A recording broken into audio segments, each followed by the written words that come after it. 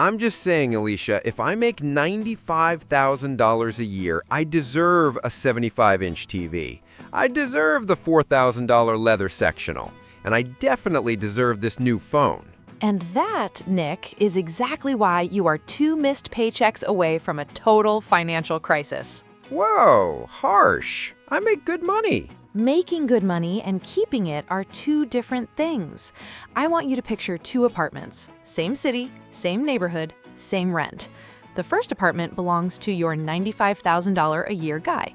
Walk inside, you see the massive TV, the expensive couch, closets overflowing with clothes that still have tags on them, a spare bedroom completely converted into a storage unit for junk. Sounds like my dream apartment. It's a nightmare because he checks his bank account with a knot in his stomach. Now look at his neighbor. She makes $52,000 a year. Walk inside her apartment and you notice space. A modest couch, a normal TV.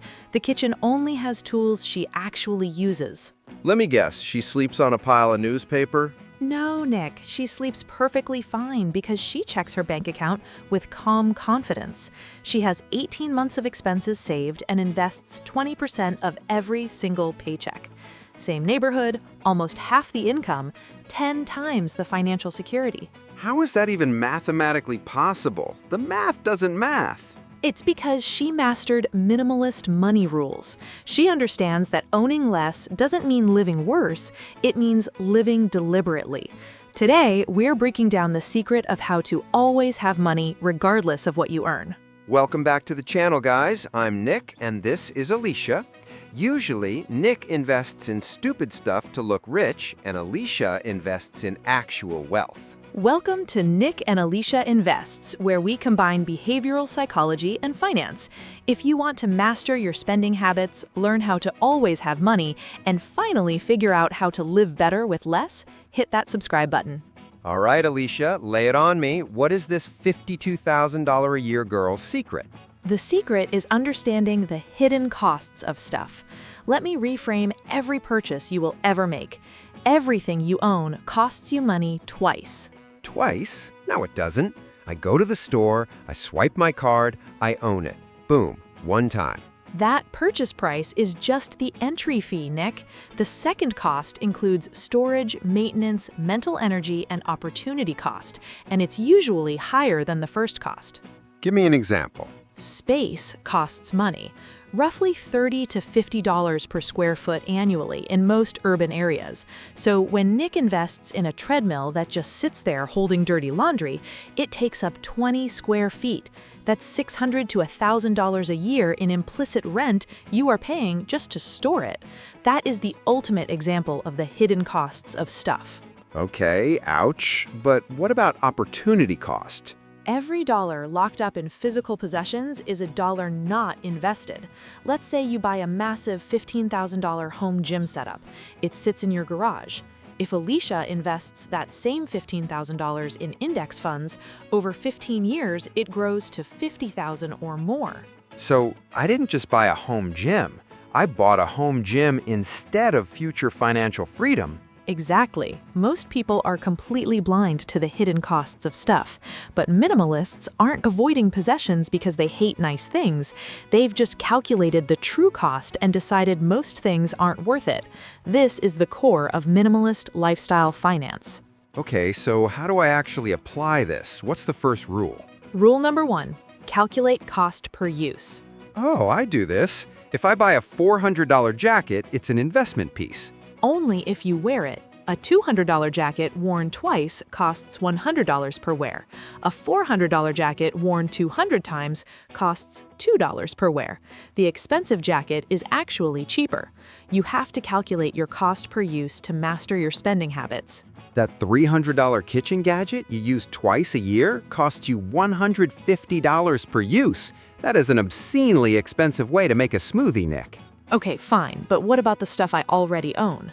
That brings us to Rule 2, the replacement test. This is where decluttering for finances comes in. Walk through your house, look at each item, and ask yourself one brutally honest question. If this item disappeared today, would I spend money to replace it? Oh man, would I repurchase that bread maker collecting dust? Exactly. Would you rebuy the clothes you haven't worn in 18 months? For most items, the answer is no. They exist in your life through inertia, not intention. Getting rid of them is how you start decluttering for finances effectively. Minimalists ruthlessly eliminate things that fail the replacement test. So they just have negative value.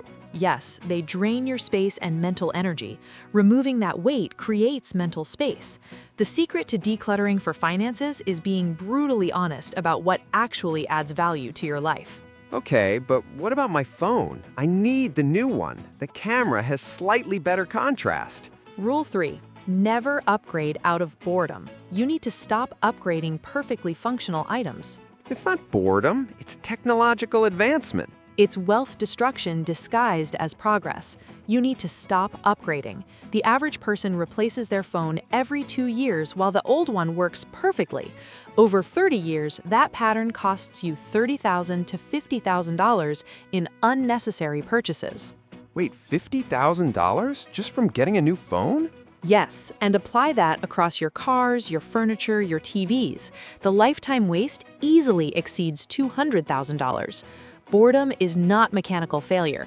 Desire for novelty is not failure. And stop upgrading your perfectly good stuff. Wow, my spending habits are literally keeping me broke. So how do I break this cycle? Rule 4. Create spending friction.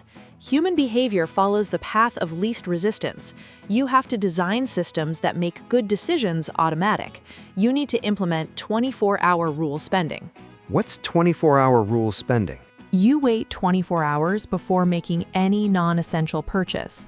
It forces a pause. It helps you stop impulse buying immediately. The data shows this waiting period eliminates 70% of impulse purchases. 70%? That's insane. Exactly. If you want to stop impulse buying, you delete the shopping apps. You remove saved credit cards from your browser. You create spending friction. Willpower depletes throughout the day.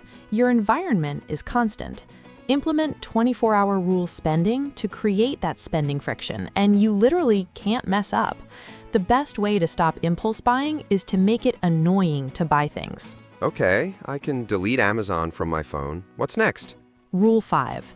Count your possessions regularly. It sounds obsessive, but it forces awareness. Count them? Like 1, 2, 3, 4? Yes. How many shirts do you think you own? I don't know, maybe 15? Go home and count. Most people guess low and discover they have 3 or 4 times what they estimated. Once you know you own 47 shirts, buying another one feels absurd. Yeah, 48 shirts just sounds like a cry for help. This forces you to build your decluttering habits, but not the way most people do it. Most people do a massive annual purge, feel great, and then buy it all back by Christmas. That's why you need cyclical decluttering. Cyclical decluttering? Small, regular reviews. Removing 3 items a week is manageable and sustainable. Removing 300 items once a year is overwhelming. Cyclical decluttering catches the accumulation before it rebuilds. If you want to master minimalist lifestyle finance, you need to practice cyclical decluttering. That's actually a genius budgeting mindset. It keeps you hyper-aware of what's coming into the house. Right. This is the intersection of minimalism and money. Your decluttering habits directly impact your bank account. Okay, but what if I want to try a new hobby, like kayaking? I can't just count my kayaks, I need to buy one. Rule 6. Rent or borrow before you buy.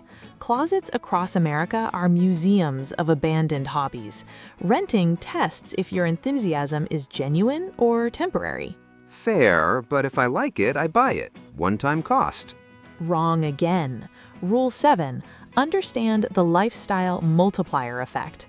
Every possession connects to other possessions. You don't just buy a boat, Nick. A boat requires a trailer, a truck to pull it, storage fees, insurance, maintenance. A $30,000 boat costs $3,000 a year just to sit in your driveway.